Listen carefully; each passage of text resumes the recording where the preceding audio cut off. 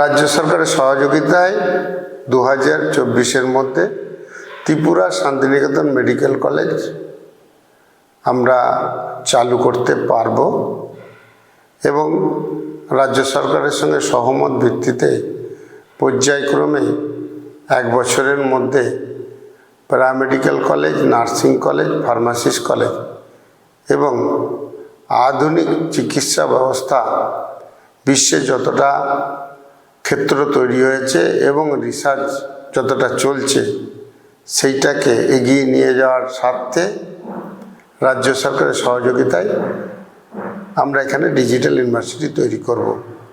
এই হিউজ সংখ্যক যে স্কিল ম্যানপাওয়ারের প্রয়োজন তাদের আমরা রিক্রুট করার ক্ষেত্রে যে সমস্ত ব্যক্তি বা মানুষ ত্রিপুরা থেকে বিভিন্ন জায়গায় বিশ্বের বা বিভিন্ন রাজ্যে কর্মরত আছেন তেনাদের ফিরিয়ে আনতে চাইছি।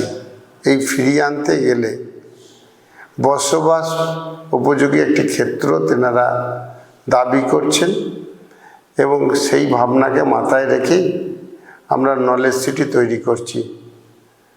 যে নলেজ সিটির মধ্যে 34টির মতো বিভিন্ন ধরনের প্রতিষ্ঠান অর্থাৎ কেজি থেকে পিজি পর্যন্ত শিক্ষা প্রতিষ্ঠান, recreation club, sports academy, culture academy এবং 200টির মতো পরিষেবা বা দোকান, শপিং মল দিয়ে এই নলেজ সিটিটি তৈরি হবে। পৃথিবীর যে কোনো প্রান্তে বসবাসকারী মানুষ এখানে স্বচ্ছন্দে বসবাস করতে পারবে।